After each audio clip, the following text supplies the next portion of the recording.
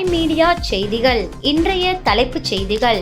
கல்லூரி மாணவியை மிரட்டி சுமார் 3.5 லட்சம் ரூபாய் பறித்த வழக்கில் இளம்பெண் உட்பட 3 போலீசார் கைது செய்தனர். நீட் தேர்வு குளறுபடியில் மத்திய அமைச்சர் பதவி விலகிட வலியுறுத்தி இளைஞர் காங்கிரசார் கண்டன ஆர்ப்பாட்டத்தில் ஈடுபட்டனர். திருவக்கரை சந்திரமௌலீஸ்வரர் ஆலயத்தில் விமான கோபுர கலசங்கள் திருட்டு போன சம்பவம் தொடர்பாக போலீசார் தொடர் விசாரணையில் ஈடுபட்டுள்ளனர். ஆன்லைன் வர்த்தகத்தில் அதிக லாபம் ஈட்டலாம் என ஆசை வார்த்தை கூறி பெண்ணிடம் சுமார் 2.26 லட்சம் ரூபாயை அபேஸ் செய்த சைபர் கிரைம் கும்பலை போலீசார் தேடி வருகின்றனர். தவளக்குப்பத்தை சேர்ந்த பெண் ஒருவர் இன்ஸ்டாகிராமில் வந்த பகுதி நேர வேலை குறித்த விளம்பரத்தை கண்டு அதிலிருந்த தொலைபேசி எண்ணில் தொடர்பு கொண்டுள்ளார். அப்பொழுது எதிர்முனையில் பேசிய மர்ம நபர் ஆன்லைன் மூலம் வீட்டிலிருந்து வேலை செய்து அதிக லாபம் ஈட்டலாம் என்று ஆசை வார்த்தை கூறியுள்ளார்.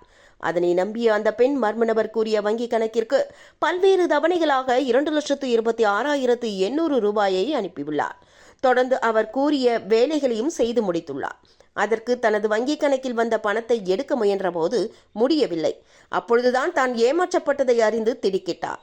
இதேபோன்று முதலியார்பேட்டை பகுதியைச் சேர்ந்தவரிடம் 70,000 ரூபாயையும், புதுச்சேரியை சேர்ந்த 2 நபர்களிடம் 9,500 சைபர் கிரைம் கும்பலிடம் எழுந்துள்ளனர்.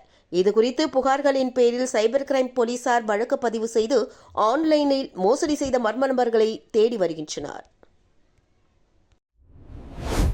கல்லூரி மாணவியை மிரட்டி சுமார் 3.5 லட்சம் ரூபாய் பறித்த வழக்கில் இளம்பெண் உட்பட 3 போலீசார் கைது செய்தனர்.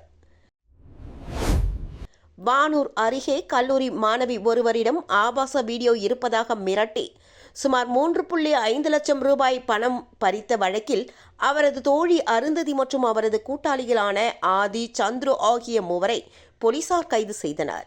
இன்ஸ்டாகிராம் மூலம் அறிமுகமான நண்பர்கள் வட்டத்தில் ஏற்பட்ட பழக்கத்தை பயன்படுத்தி மாணவியின் தனிப்பட்ட தருணங்கள் தொடர்பாக பொய்யான தகவல்களை கூறி பணம் பறிக்கப்பட்டதாக கூறப்படுகிறது. இதனால் மன உளைச்சலுக்கு ஆளான அம்மாணவி தூக்க மாத்திரை உட்கொண்டு தற்கொலைக்கு முயன்ற நிலையில் ஜிப்மர் மருத்துவமனையில் சிகிச்சைக்காக அனுமதிக்கப்பட்டுள்ளார். இச்சம்பவம் தொடர்பாக கோட்டக்குப்பம் அனைத்து மகளிர் போலீசார் வழக்கு பதிவு செய்து விசாரணையில் ஈடுபட்டு 3 கைது செய்தனர். பின்னர் அவர்களை நீதிமன்றத்தில் ஆஜர்படுத்தி சிறையில் அடைத்தனர். வில்லியனூர் அரசு மருத்துவமனையில் போலியோ சொட்டு மருந்து முகாம் சட்டமன்ற உறுப்பினர் ரவிக்குமார் துவக்கி வைப்பு.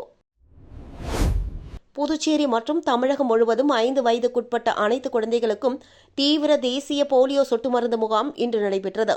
புதுச்சேரி யூனியன் பிரதேசத்தில் கிராமங்கள் மற்றும் நகர்ப்புறங்களில் மொத்தம் 424 மையங்கள் அமைக்கப்பட்டு 74,124 குழந்தைகள் பயன்பெறும் வகையில் சுகாதாரத்துறை ஏற்பாடுகளை செய்திருந்தது.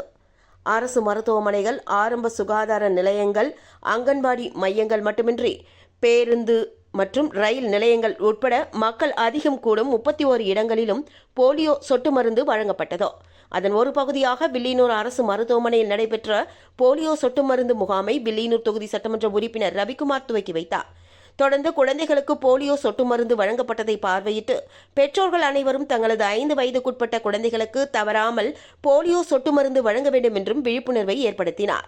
தொடர்ந்து குழந்தைகள் ஆரோக்கியமாக வாழவும் வளமுடன் வளர வேண்டும் என்ற வகையில் தனது சொந்த செலவில் சத்து மாவு மற்றும் குழந்தைகள் விளையாடி மகிழ்வதற்காக விளையாட்டு பந்துகளையும் வழங்கினார். இந்த நிகழ்ச்சிக்கு சுகாதார நிலைய தலைமை மருத்துவர் பாமகள் கவிதை தலைமை தாங்கினார். இதில் செவிலியர்கள், மருத்துவமனை ஊழியர்கள் மற்றும் பொதுமக்கள் உட்பட பலர் கலந்து கொண்டனர். காவல்துறை சார்பில் நடந்த மக்கள் மன்றத்தில் பொதுமக்களிடம் இருந்து பெறப்பட்ட 47 புகார் மனுக்கள் மீது உடனடி தீர்வு காணப்பட்டது. புதுச்சேரி காவல் நிலையங்களில் பொதுமக்களின் குறைகளை கேட்க ஒவ்வொரு சனிக்கிழமையிலும் மக்கள் மன்றம் நடத்தப்பட்டு வருகிறது. அதன்படி நேற்று காலை முதலியார்பேட்டை காவல் நிலையத்தில் டிஐஜி சதீசுந்தரம் தலைமையில் மக்கள் மன்றம் நடைபெற்றது. அதேபோல் சைபர் கிரைம் காவல் நிலையத்தில் ராகவ், போக்குவரத்து காவல் நிலைய வளாகத்தில் சீனியர் எஸ்பி திவ்யா போக்குவரத்து தொடர்பான பிரச்சினைகளை பொதுமக்களிடம் கேட்டறிந்தனர். காரைக்காலில் சீனியர் எஸ்பி லட்சுமி சௌஜன்யா, முத்தியால்பேட்டை காவல் நிலையத்தில் எஸ்பி ஸ்ருதி, மேட்டுப்பாளையத்தில் சீனியர் எஸ்பி வம்சிதர் ரெட்டி பொதுமக்கள் மத்தியில் குறைகளை கேட்டறிந்தனர். தொடர்ந்து ஏனமில் எஸ்பி வரதராஜன், மாஹி காவல் நிலையத்தில் நடந்த மக்கள் மன்றத்தில் இன்ஸ்பெக்டர் அனில்குமார் பொதுமக்களின் குறைகளை கேட்டறிந்தனர். மக்கள் மன்றத்தில் பொதுமக்களிடம் இருந்து மொத்தம் 73 புகார்கள் பெறப்பட்ட நிலையில் அதில் 47 மனுக்கள் மீது விசாரணை நடத்தப்பட்டு உடனடி தீர்வு காணப்பட்டது என்பது குறிப்பிடத்தக்கது. திருவக்கரை சந்திரமௌலீஸ்வரர் ஆலயத்தில் விமான கோபுர கலசங்கள் திருட்டு போன சம்பவம் தொடர்பாக போலீசார் தொடர் விசாரணையில் ஈடுபட்டுள்ளனர். விழுப்புரம் மாவட்டம் பானூர் அருகே உள்ள திருவக்கரையில் நூற்றாண்டு பழமையான அருள்மிகு வடிவாம்பிகை உடனுறை சந்திரமௌலீஸ்வரர் ஆலயம் உள்ளது. இது இந்து சமய அறநிலைத்துறையின் கட்டுப்பாட்டில் செயல்பட்டு வரும் ஆலயத்தில் கடந்த 20ஆம் தேதி காலை கருவறை அருகே உள்ள விநாயகர் மற்றும் நடராஜர் சன்னதிகளின் விமான கோபுரங்களில் இருந்த சுமார் 1 அடி உயரமுள்ள 2 செப்பு கலசங்கள் காணாமல் போனது தெரியவந்தது. இதனை அடுத்து கோவில் நிர்வாகம் அளித்த புகாரின் பேரில் வானூர் காவல் நிலைய ஆய்வாளர் சக்தி தலைமையிலான போலீசார் வழக்கு பதிவு செய்து விசாரணை மேற்கொண்டுள்ளனர்.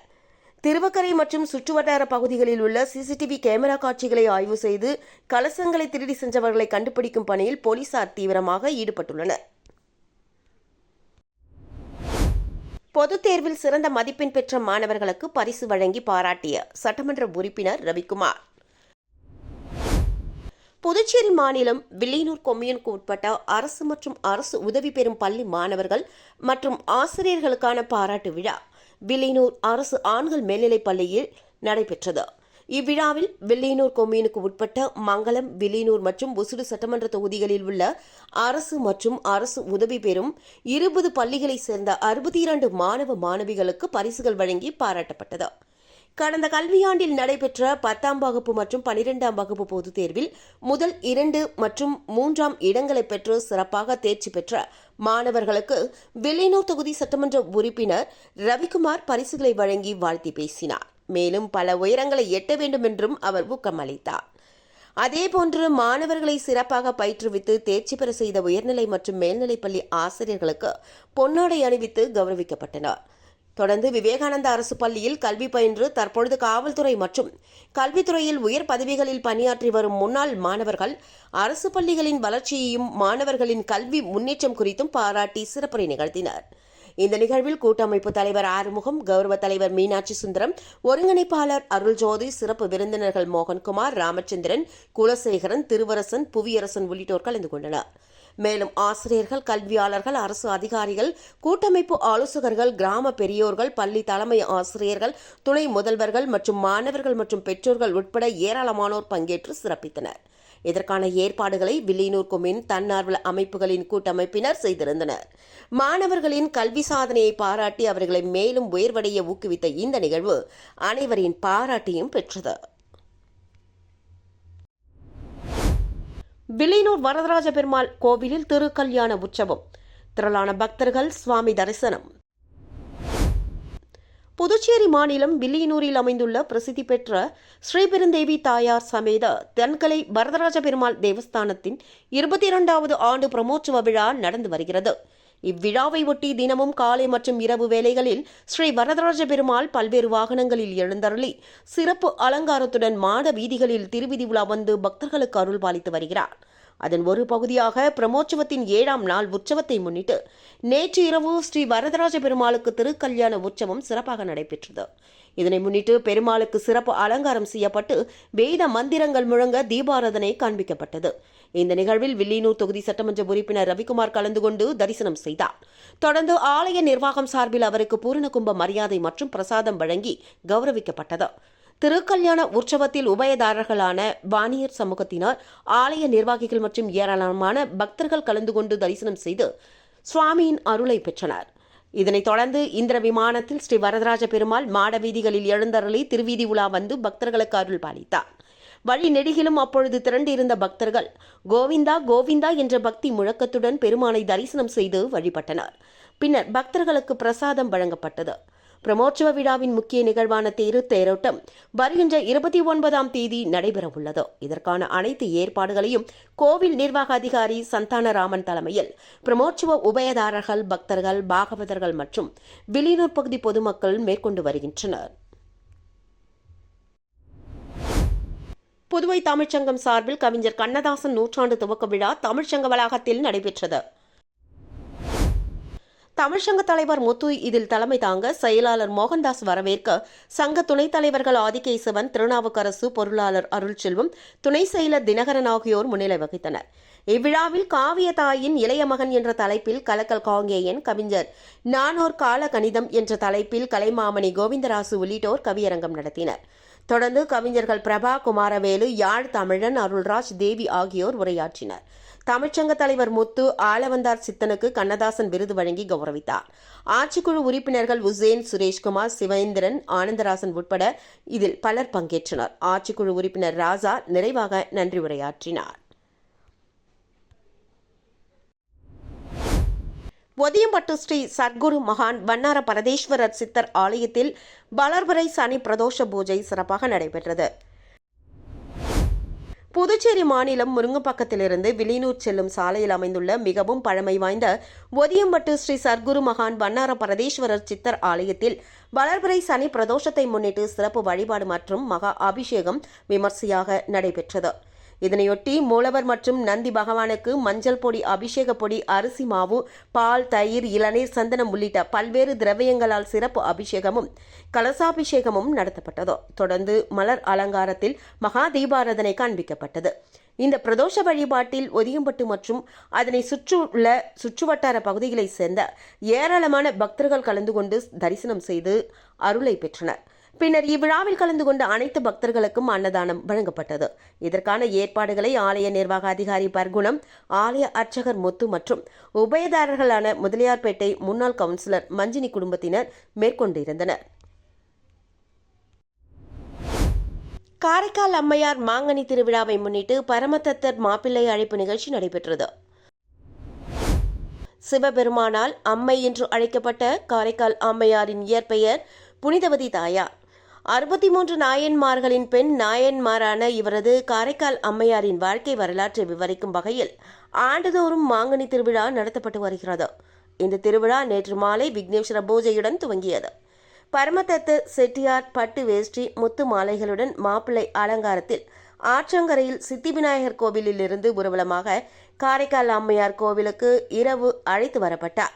முன்னதாக விநாயகர் கோவிலில் சிறப்பு தீபாராதனை காண்பிக்கப்பட்டு பாரம்பரியப்படி மாப்பிள்ளையான பரமதத்தர் செட்டியாருக்கு திருஷ்டி கழிக்கப்பட்டது.